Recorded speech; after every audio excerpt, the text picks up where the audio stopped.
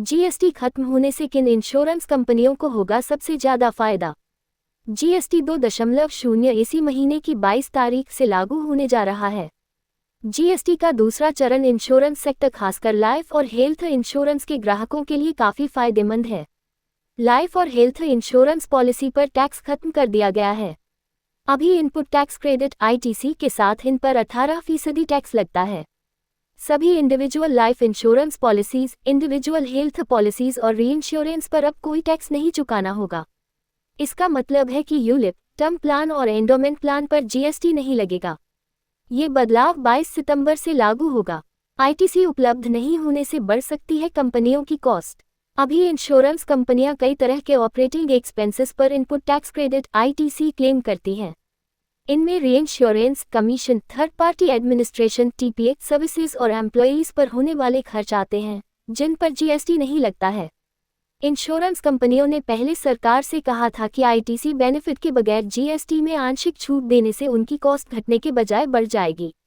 ITC उपलब्ध नहीं होने से इंश्योरेंस कंपनियों की इनपुट कॉस्ट बढ़ जाएगी, जिससे प्रीमियम घटने के बजाय बढ़ सकता है। हालांकि सरकार ने इंडिविजुअल लाइफ और हेल्थ पॉलिसी पर जीएसटी पूरी तरह खत्म कर दी है। इससे पॉलिसी होल्डर्स के लिए प्रीमियम घट जाएगा। नए ग्राहकों की दिलचस्पी भी हेल्थ और लाइफ इंश्योरेंस पॉलिसीज में बढ़ेगी। इससे इंश्योरेंस इंडस्ट्री की ग्रोथ तेज होगी।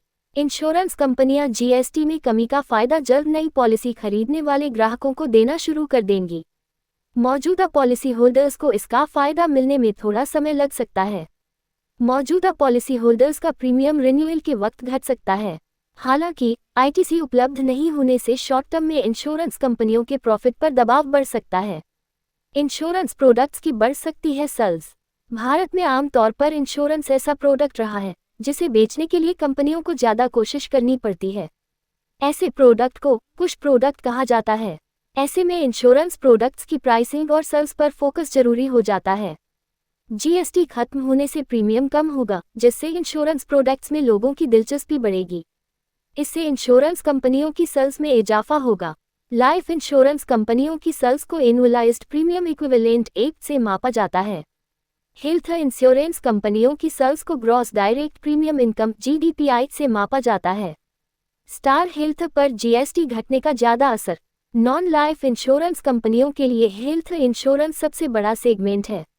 FY26 में रिटेल हेल्थ इंश्योरेंस की ग्रोथ घटकर 9.1% पर आ गई। हालांकि जीएसटी खत्म होने से हेल्थ पॉलिसी की सेल्स में इजाफा होने की उम्मीद है।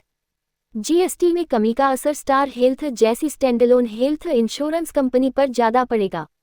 इसकी वजह यह है कि इसकी जीडीपीआई में रिटेल इंडिविजुअल हेल्थ पॉलिसी की हिस्सेदारी 90% से ज्यादा है। नीवा बोपर की जीडीपीआई में भी इंडिविजुअल बिजनेस की हिस्सेदारी करीब 65% तक है। इंश्योरेंस प्रोडक्ट की सेल्स बढ़ने से मेडी असिस्ट को फायदा। 2 डिजिट पर जीएसटी में कमी का सबसे कम असर पड़ेगा। इसकी वजह यह है कि रिटेल हेल्थ बिजनेस में इसकी नामात्र की हिस्सेदारी है। आईसीआईसीआई लॉम्बार्ड पर भी सीमित असर पड़ेगा। इसकी वजह यह है कि रिटेल हेल्थ पॉलिसी में इसकी बाजार हिस्सेदारी सिर्फ 3.5% है।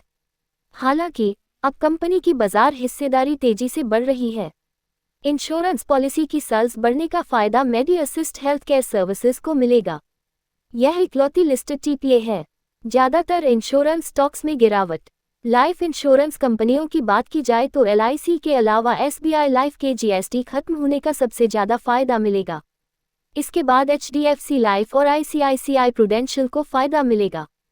4 सितंबर को एलआईसी के शेयर 1.07% चढ़कर 880 रुपये पर बंद हुए। एसबीआई लाइफ के शेयरों में 0.86% की कमजोरी देखने को मिली।